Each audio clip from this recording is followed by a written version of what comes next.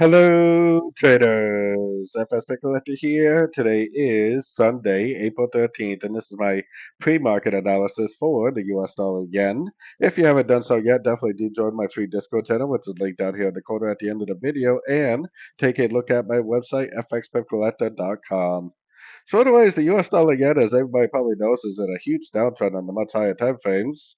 I mean, until we really get a good reason to start looking for longs, I would definitely still be recommending shorts. We are at a pretty important fib level, so we may experience some resistance here. It may bounce up, but it also may not. And until we get a significant break of structure to the upside on the 1 hour, which we don't have yet, I would still be recommending shorts. I mean, this could be just another three-way pullback, and it very easily could just keep on going down.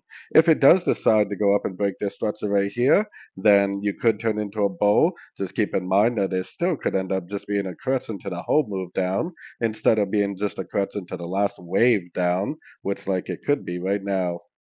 So anyways, definitely stay embarrassed until we break structure.